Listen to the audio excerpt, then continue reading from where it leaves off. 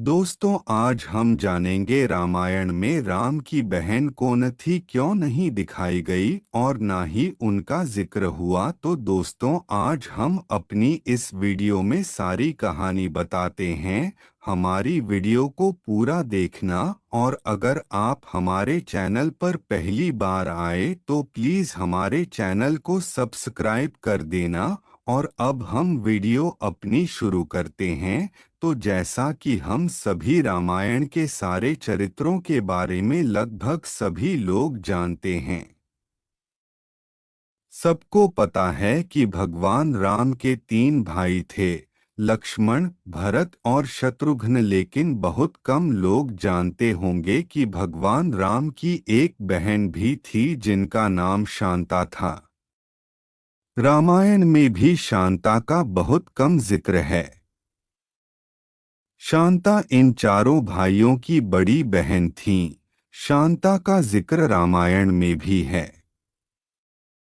वह राजा दशरथ और कौशल्या की बेटी थीं, जिन्हें वर्षिणी और उनके पति रोमपद ने गोद लिया था। शांता ऋषि श्रृंग की पत्नी थीं। शांता और ऋषि श्रृंग के वंशज सेंगर राजपूत हैं, जिन्हें एकमात्र ऋषि वंशी राजपूत कहा जाता है। शांता महाराजा दशरथ और कौशल्या की बेटी थीं, जिन्हें अंग देश के राजा रोमपद और कौशल्या की बड़ी बहन वर्षिणी ने गोद लिया गया था। वर्षिणी की कोई संतान नहीं थी। एक बार वर्षिणी अपने पति के साथ अपनी बहन से मिलने अयोध्या आई थीं। वर्षिणी ने मजाक में शांता को गोद लेने की इच्छा जताई। वर्षिणी की ये बात सुनकर राजा दशरथ ने उन्हें अपनी बेटी शांता को गोद देने का वचन दे दिया, और इस तरह शांता अंग देश की राजकुमारी बन गईं। शांता के बाद राजा दशरथ की कोई संतान नहीं थी। वो एक पुत्र चाहते थे जो उनके राजवंश को आगे बढ़ाए। उन्होंने ऋषि श्रृंग को पुत्रकामेष्टि यज्ञ करने के लिए बुलाया, जिसके परिणामस्वरूप राम, भरत और जुड़वा लक्ष्मण और शत्रुघ्न का जन्म हुआ। शांता को वेद, कला और शिल्प का अनूठा ज्ञान था। वह बहुत सुंदर थीं। एक दिन राजा रोमपद शांता के साथ बातचीत में व्यस्त थे। तभी एक ब्राह्मण मॉनसून के दिनों में राजा से खेती में मदद मांगने आया।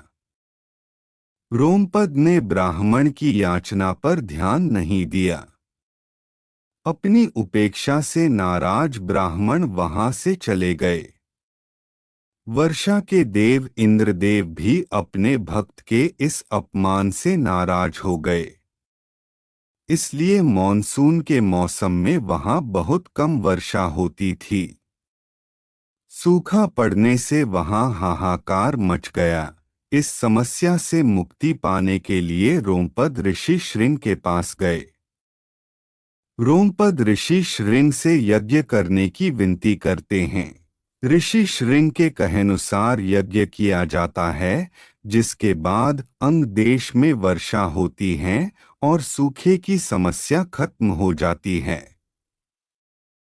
इससे प्रसन्न होकर रोमपद ने अपनी पुत्री शांता का विवाह ऋषि श्रृंग से कर दिया। रामायण के कई पात्रों की कहानियों की तरह शांता के बारे में भी विभिन्न मत हैं।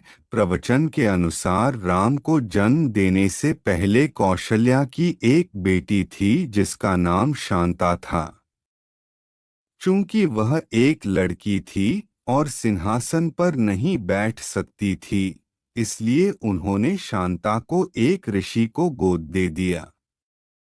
ऋषि ने उन्हें पाल पोसकर बड़ा किया और ऋषि श्रृंग के साथ उनका विवाह किया। दशरथ ने अपने मंत्री सुमंत की सलाह पर कुलीन ऋषियों को पुत्रकामेष्टि यज्ञोपवीत संस्कार में शामिल होने के लिए आमंत्रित किया।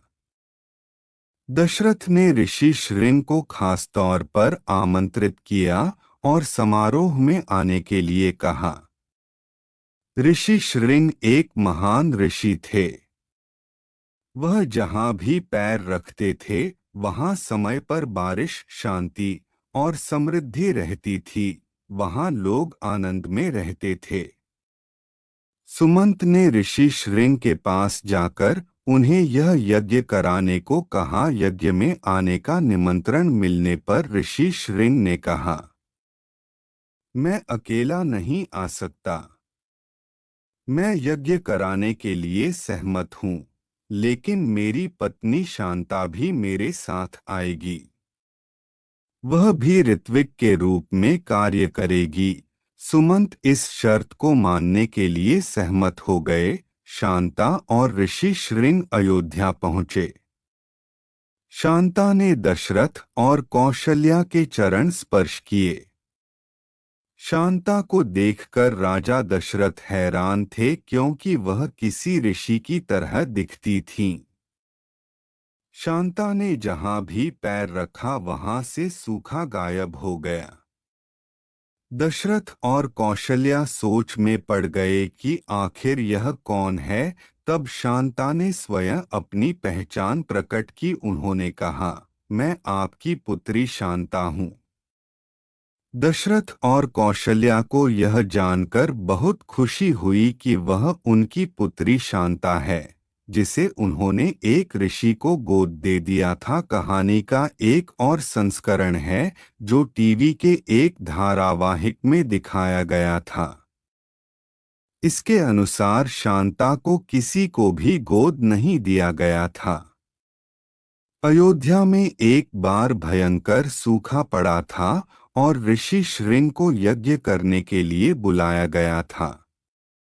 ऋषि श्रृंग द्वारा यज्ञ किए जाने पर जोरदार बारिश होती है और हर कोई खुशी से झूम उठता है। राजा दशरथ ऋषि श्रृंग को पुरस्कृत करने की इच्छा जताते हैं। ऋषि ने राजा दशरथ की बेटी शांता का हाथ मांगकर वहां सबको चौंका दिए। हालांकि राजा दशरथ अपनी राजकुमारी बेटी का हाथ एक ऋषि को देने के इच्छुक नहीं थे, लेकिन फिर भी वह इस बात के लिए मान गए। सालों बाद भी राजा दशरथ की कोई संतान नहीं होती है। वह पुत्र कामेष्टि यज्ञ करने के लिए फिर से ऋषि श्रृंग को आमंत्रित करते हैं।